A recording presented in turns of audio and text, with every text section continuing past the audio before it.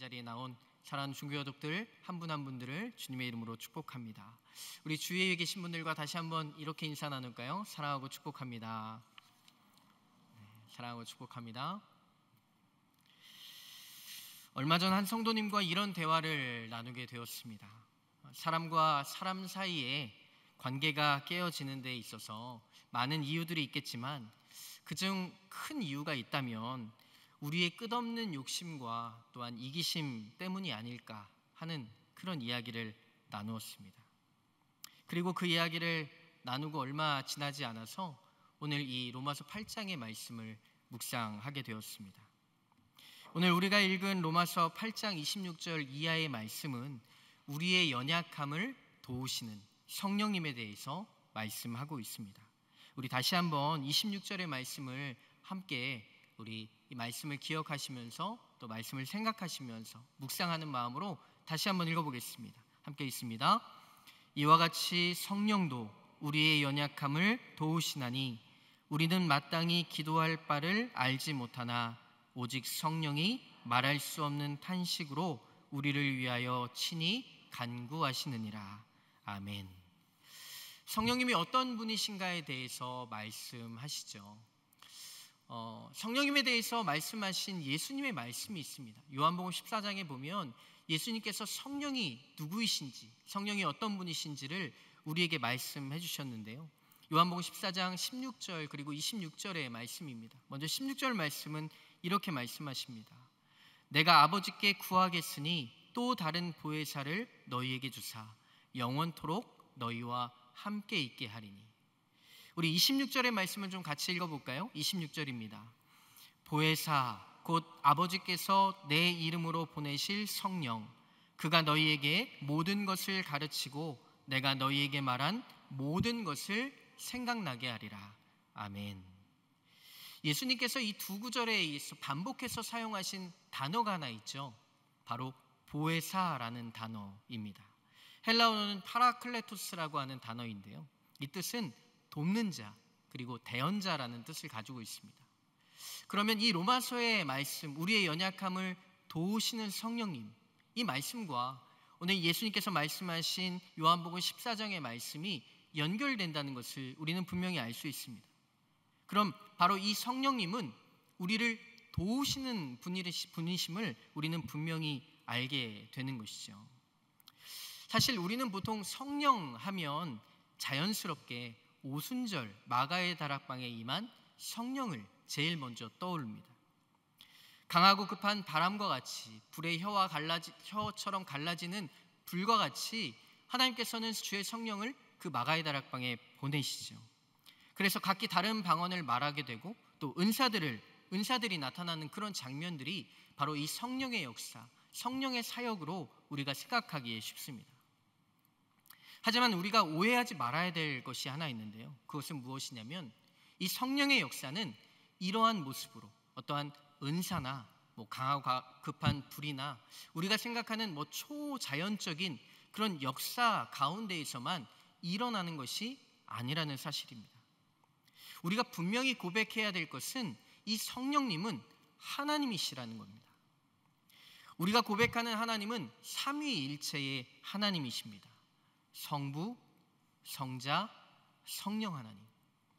이는 성경에서 하나님께서 세 개의 위격, 성부 하나님으로 또 성자 예수님으로 성령 하나님으로 우리 가운데 나타나셨고 또 성경 안에서 하나님께서 분명히 이렇게 세 가지의 위격으로 역사하셨기 때문입니다.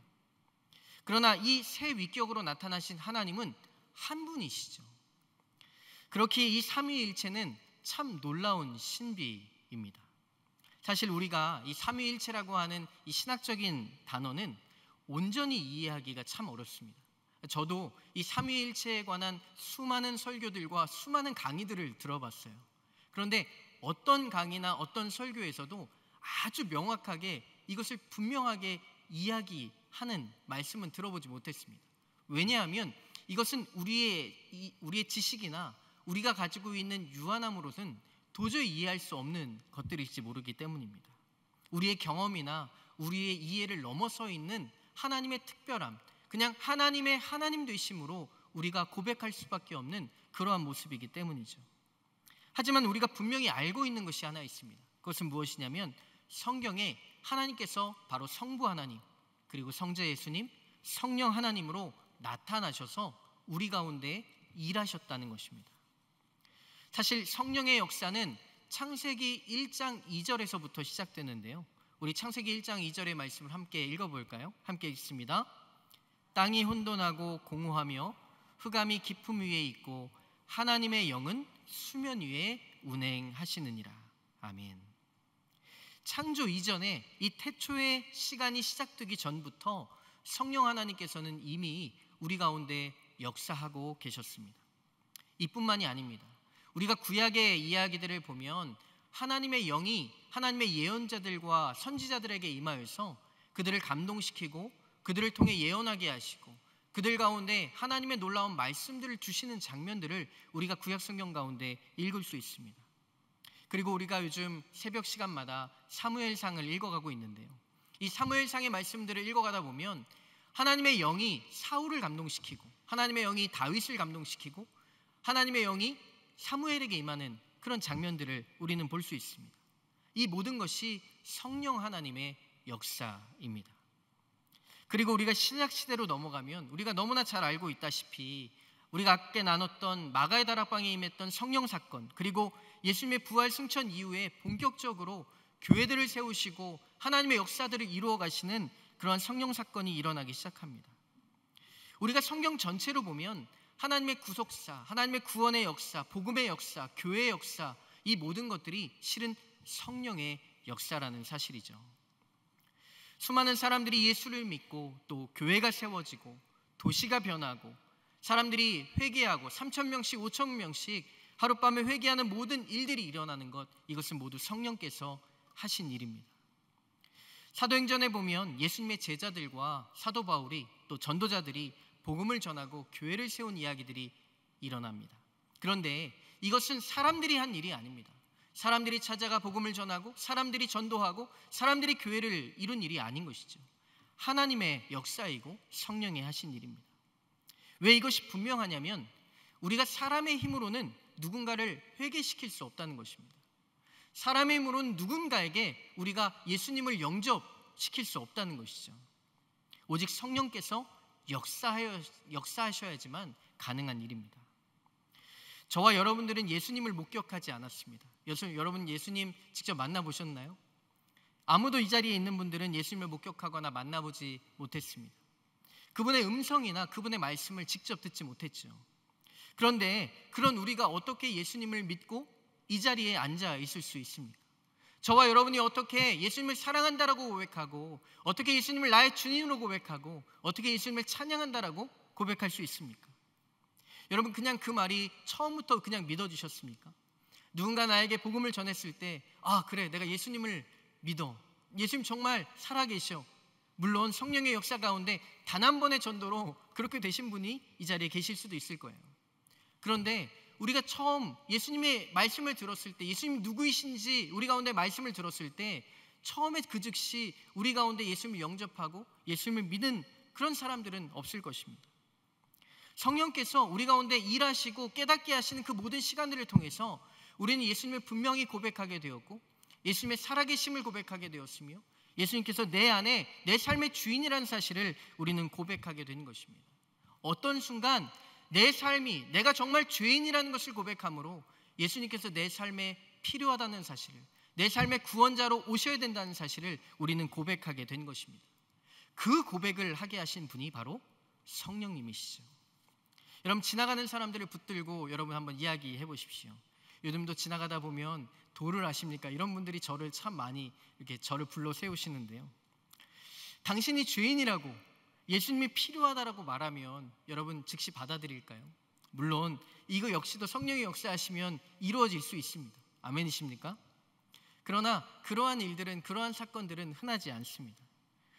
지금 이 자리에 있는 저와 여러분 또한 마찬가지입니다. 죄를 회개함으로 예수님을 나의 구주로 영접한 우리, 성령의 역사를 통해서 이 자리에 모인 줄로 믿습니다.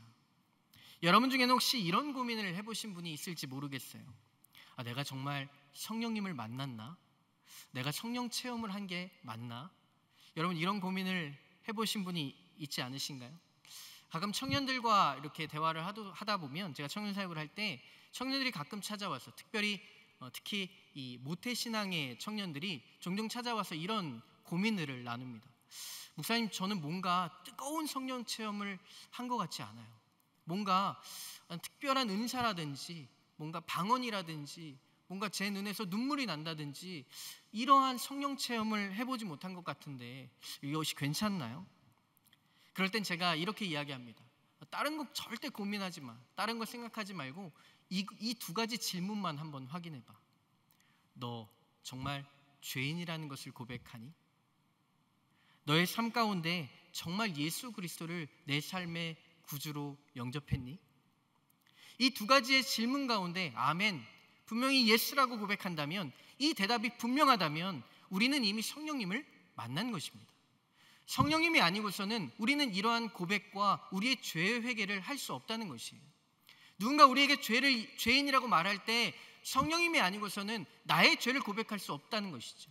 내가 분명하게 하나님이 필요하다는 것, 예수님이 내 삶 가운데 주인 되셔야 한다는 것을 우리는 성령님이 아니고서는 고백할 수 없는 것입니다. 그러니 어떠한 뜨거운 체험이나 성경에 등장하는 수많은 은사 체험이나 이러한 것들을 우리가 하지 않을지라도 우리는 분명히 성령님을 만난 것이고 성령님이 우리 가운데 함께 계심을 우리는 분명히 고백해야 할 줄로 믿습니다. 우리는 종종 성령 체험하면 이런 은사적인 경험들을 생각할 수 있습니다. 방언이나 입신이나 신유나 예언이나. 그러나 이것은 우리가 성령님의 사역에 대해서 굉장히 제한하는 것이에요. 어떤 성령님의 역사들을 이러한 것들로만 우리는 국한시키는 것입니다. 성령님은 결코 그러한 사역들 안에 묶여 계시는 분이 아니십니다. 성령님은 정말 다양한 사역들을 하시죠. 우리가 앞서 나누었지만 구약에서부터 우리를 깨닫게 하시고 하나님의 뜻이 무엇인지 분별하게 하시고 말씀을 읽는 가운데 아하, 정말 이것이 하나님께서 나에게 주시는 말씀이구나, 내가 이 말씀을 붙들고 살아가야 되겠구나, 우리를 감동시키시는 분이 바로 성령님이시라는 것입니다. 우리는 성령님의 모든 사역을 다 알 수 없어요. 하지만 분명한 것은 우리가 말씀으로 확인하는 것이죠. 오늘 우리 가운데 말씀하시는 로마서 8장 26절 가운데 분명히 말씀하시는 성령님의 사역은 우리 곁에서 우리의 연약함을 위해, 연약함을 도우시기 위해 함께 하시는 분이시라는 것입니다. 그렇기에 우리는 오늘 말씀에 의지하여서 분명한 한 가지를 고백할 수 있게 되는 것입니다. 그것은 무엇이냐면 성령님의 도우심을 구할 수 있다는 것입니다. 이것은 저와 여러분들에게 주어진 특권입니다.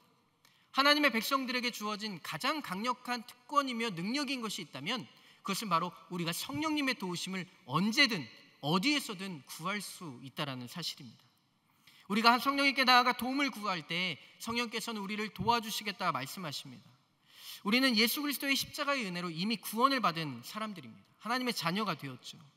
그럼에도 불구하고 저와 여러분들에게는 여전히 예습관들이 남아 있습니다. 때로는 욕심이 있고 탐욕이 있고 시기와 미움과 질투가 여전히 남아 있습니다. 우리 안에는 거짓된 습성이 있고요, 또 음란함이 있습니다. 또 그리고 이기심이 남아 있죠. 이런 것들과 싸우기 위해선 우리의 힘, 우리의 결단, 우리의 노력만으로는 불가능하다라고 말씀하십니다. 이것과 싸우기 위해선 반드시 우리가 성령의 도우심을 구해야 한다라고 말씀하시는 것이죠. 여러분, 여러분의 삶 가운데, 여러분의 마음 가운데 욕심이 올라오고 또 미움이 올라오고 시기가 올라오고 질투가 올라오고 여러분의 삶 가운데 거룩하지 못한 것이 올라올 때 여러분 성령님의 도우심을 구하고 계십니까? 우리가 이것들을 방치해서는 안 된다는 것이에요. 왜냐하면 이러한 것들은 우리가 하나님 앞에 나아가는 데에 장애물이 되고 하나님과의 관계를 끊어놓는 것이 되기 때문입니다. 사랑하는 여러분, 성령님을 의지함으로, 성령님께 연결됨으로 우리 안에 하나님의 사랑이 가득 채워지기를 간구할 수 있는 저와 여러분의 인생들이 되시기를 주님의 이름으로 축복합니다. 죄의 한 가지 특징이 있죠. 그것은 무엇이냐면 우리를 묶어둔다는 것이에요. 여러분, 어떠한 우리가 죄를 짓게 되면요, 그 죄는 결코 우리를 자유케 하지 않습니다. 죄는 우리를 묶어둡니다. 하나님 앞에 나아가지 못하도록, 우리가 하나님께로부터 멀어지도록 우리를 묶어두는 것이죠. 얼마 전에 제가 저녁에 휴대폰을 충전기에 꽂아놓고 잠이 들었습니다. 그런데 아침에 일어나서 보니까 전화가 꺼져 있는 거예요. 알고 보니 분명히 충전기에 제가 핸드폰을 꽂았는데 그 충전기가 꽂혀 있는 멀티탭이 벽에 꽂혀 있지 않았던 겁니다. 제가 이 경험을 하면서, 여러분 다 일상에서 이런 경험들 하시죠? 저만 그러는 게 아니죠? 그런데 이것을 통해서 분명히 한 가지 깨달은 것이 있습니다. 우리가 하나님께 연결되어 있어야 한다는 사실입니다. 우리가 성령님의 도우심을 구한다는 것은, 성령님을 의지한다는 것은 이와 같은 모습을 그려보시면 됩니다. 우리가 아무리 충전기에 연결되어 있는 것 같지만 그 충전기가 전원선과 연결되어 있지 않으면 그 휴대폰에는 에너지가 결코 채워지지 않습니다. 충전되지 않는다는 것이죠. 저와 여러분의 인생을 살아가면서 하나님께서 우리의 삶 가운데 채우시는 그 놀라운 사랑으로 채워지기 위해선 우리는 반드시 성령님의 도우심을 구하여야 한다는 것입니다. 오늘 말씀에서 가장 놀라운 약속이 하나 있는데요, 그것은 로마서 28장 26절 후반부의 말씀입니다. 제가 한번 읽어보겠습니다. 우리는 마땅히 기도할 바를 알지 못하나 오직 성령이 말할 수 없는 탄식으로 우리를 위하여 친히 간구하시느니라. 여러분, 이 말씀에는요 정말 놀라운 은혜가 있습니다. 우리가 혹시나 어떤 연약함으로 인해, 여러분 우리의 삶이, 우리의 인생이 하나님과 끊어져 있다라고 한번 생각을 해보십시다. 아까 이야기한 것처럼 충전기에서 충전기 단자가 전원선에 꽂혀 있지 않은 것처럼 우리가 하나님에게서 끊어져 있는 것처럼 보일 때, 느껴질 때가 있을 것이에요. 그런데 성령께서는 그때에도 우리를 향해 말할 수 없는 탄식으로 우리를 위해 친히 간구하여 주신다라고 약속해 주시는 사실입니다. 여러분 놀랍지 않으십니까? 때로는 우리가 아무것도 채울 수 없을 때, 어떤 것도 할 수 없다라고 느껴질 때 성령께서는 우리 곁에서 우리와 함께 하시며 우리를 향해 말할 수 없는 탄식으로 우리를 위해 간구하신다라고 말씀하십니다. 하나님께서 우리를 향한 사랑은 바로 이와 같은 사랑입니다. 포기하지 않으시는 사랑, 우리를 놓지 않으시는 사랑입니다. 여러분, 우리는 얼마나 이기적입니까? 하나님과의 관계에서도 마찬가지라고 생각합니다. 하나님, 우리가 원하는 때에 우리가 원하는 대로 주시지 않으면 우리는 불평하고 또 수많은 원망들을 쏟아놓죠. 내 생각대로, 내 타이밍대로 이루어지지 않으면 우리는 너무나 쉽게 하나님이 아닌 다른 것들을 의지해 버립니다. 불순종과 교만, 또 내 생각에 옳은 대로 반응하는 것이 저와 여러분이죠. 만약 사람과 사람과의 관계라면 이 관계는 이미 끊어져 버려 있을지도 모르겠습니다. 만약 여러분이 하나님이라고 생각하시고 여러분의 삶을 한번 돌아보십시오. 저도 제 삶을 돌아보면, 제가 하나님이어서 제 삶을 바라본다면 어느 순간 정말 끊어버리고 싶은 그런 모습이 일지도 모르겠습니다. 그런데 정말 놀라운 사실은 하나님께서는 그때도 우리를 포기하지 않으신다는 것입니다. 성령님을 우리 가운데 보내셔서 우리 가운데 도움이 되게 하신 것은, 내가 하나님과 끊어질 때에도, 내가 하나님을 원망하고 불평하고 하나님을 떠났을 때에도, 하나님이 아닌 다른 것들을 의지하는 그 순간에도 성령께서는 우리를 향해 말할 수 없는 탄식으로 간구하시며 우리를 위해 기도하신다는 사실을 우리 가운데 이 로마서 8장 26절을 통해 분명하게 보여주고 계십니다. 사랑하는 여러분, 저와 여러분의 삶 가운데 우리가 믿음의 삶을 계속해서 살아갈 수 있는 이유는 바로 저와 여러분의 어떠함 때문이 아닙니다. 바로 우리와 함께 하시는, 우리를 구원하신 그 성령님의 놀라운 역사인 줄로 믿습니다. 그렇게 우리는 끊임없이 성령님을 의지하며 나아가야 합니다. 성령님의 도우심 없이는 하나님을 알 수도, 하나님을 경험할 수도, 또 하나님을 우리의 삶 가운데 하나님의 임재를 체험할 수도 없습니다. 저와 여러분의 삶 가운데 하나님을 바라보며 나아가야 하는 것입니다. 마지막으로 오늘 28절의 말씀을 읽고 우리 함께 기도의 자리로 나아가고자 합니다. 로마서 8장 28절의 말씀을 우리 한 목소리로 함께 읽어보겠습니다. 우리가 알거니와 하나님을 사랑하는 자 곧 그의 뜻대로 부르심을 입은 자들에게는 모든 것이 합력하여 선을 이루느니라. 아멘. 사랑하는 여러분, 우리는 기억해야 합니다. 우리가 우리의 인생 가운데, 저와 여러분의 삶 가운데 모든 것이 합력하여 선을 이룰 수 있는, 선이 이루어지는 능력이 있다면 그것은 우리의 어떠함 때문이 아닙니다. 우리의 능력 때문에도 아니고 우리의 어떠한 모습, 우리의 행위, 우리의 어떤 때문이도 아닙니다. 성령께서 우리를 위해 친히 간구하고 계시기에 이 모든 것들이 우리의 삶 안에서 합력하여 선을 이루게 되는 것입니다. 오직 하나님의 은혜인 것이죠. 사랑하는 여러분, 우리의 삶의 연약함에도 불구하고, 우리의 부족함에도 불구하고 우리를 용납하시며 우리를 끝까지 붙들고 계시는 그 하나님이 바로 우리의 아버지이시는 하나님이십니다. 포기하지 않은 그 사랑, 우리를 어떠한 모습 가운데에서도 포기하지 않고 용납하시고 끝까지 견뎌주신 그 사랑의 모습이 바로 예수님께서 올라가신 바로 십자가의 모습인 줄로 믿습니다. 오늘 이 저녁 우리가 함께 기도하기를 소망합니다. 오늘 이 저녁에는 우리가 좀 성령님을 의지하는 믿음을 가지고 함께 기도했으면 좋겠어요. 여러분, 그럴 때 있지 않으세요? 분명 내 삶에 문제가 있어요. 내 삶에 어려움이 있어요. 그런데 내가 무엇을 위해 어떻게 기도해야 될지 모를 때가 있습니다. 여러분의 인생 가운데 문제가 찾아왔지만 이 문제를 앞에 두고 그냥 해결해달라 위해 기도하기에는 뭔가 부족해 보입니다. 그럴 때 우리는 어떻게 해야 할까요? 오늘 로마서 8장 26절의 말씀은 우리 가운데 말씀하십니다. 성령님의 도우심을 구하라. 오늘 이 저녁 우리에게 찾아온 연약함의 문제, 아픔의 문제, 상처의 문제, 그 모든 것들을 가지고 주님의 십자가 앞으로 나아가기를 초청합니다. 여러분, 이 시간 성령님의 도우심을 구하십시다. 우리가 이 찬양을 함께 고백하며 우리가 기도할 때 우리가 말할 수 없는 탄식으로 우리를 위해 간구하시는 그 성령님의 도우심이 오늘 이 저녁 기도하는 저와 여러분에게 임하고 우리의 기도를 열어주시고 우리의 기도를 인도하여 주실 줄로 믿습니다.